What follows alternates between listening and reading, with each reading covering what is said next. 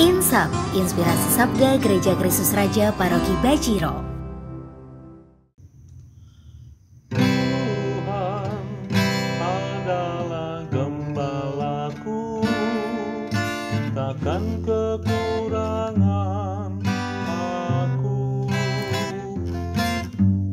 Dia membaringkanku di padang yang berumput hijau. Dia membimbingku ke air yang tenang. Dia menyegarkan jiwaku. Dia menuntunku ke jalan yang benar.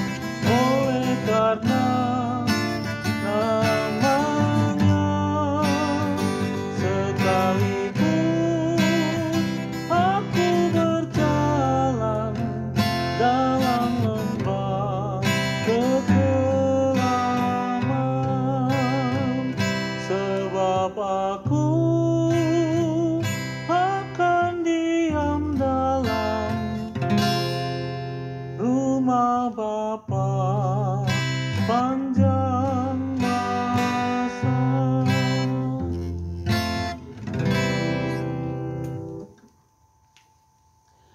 Saudara, kita bertemu kembali dalam Inspirasi Sabda Gereja Kristus Raja Bajiro, Yogyakarta. Hari ini, hari Minggu 25 April 2021, berkah dalam.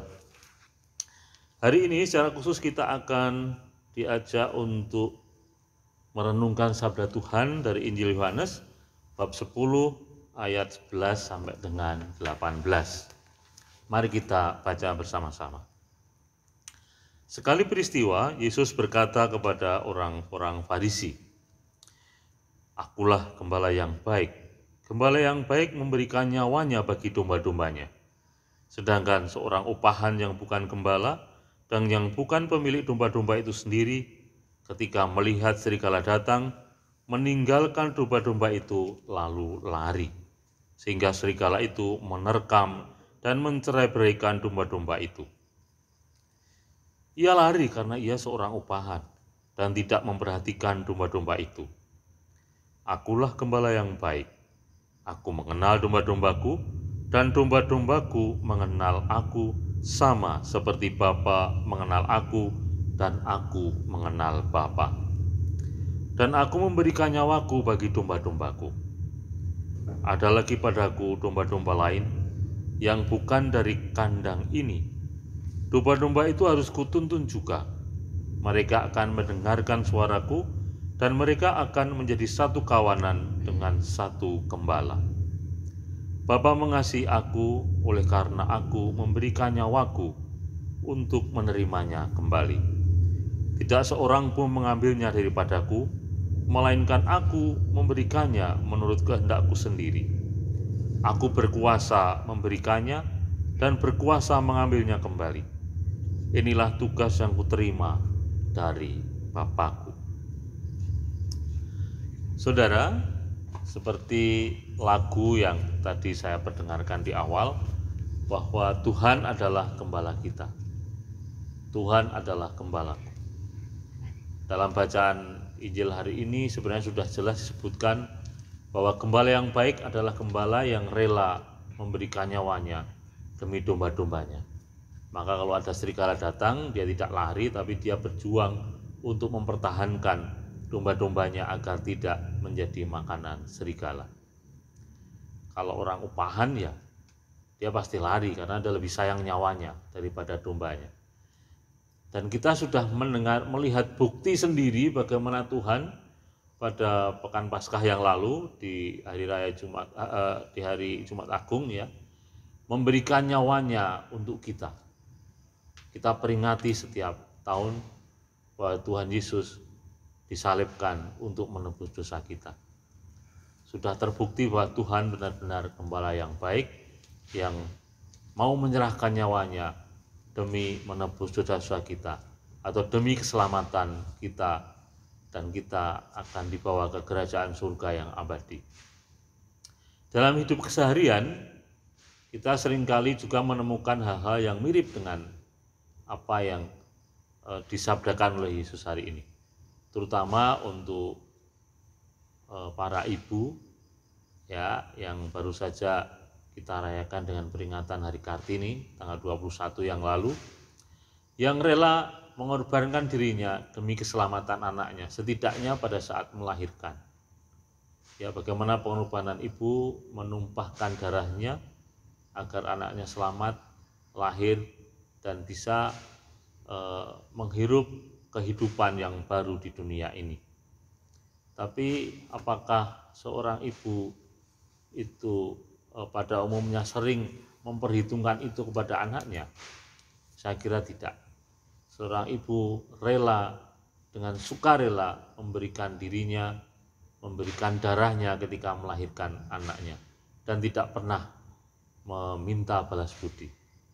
Seperti matahari yang selalu memberikan sinarnya dan tidak pernah meminta balas budi dari manusia, demikian juga seorang ibu.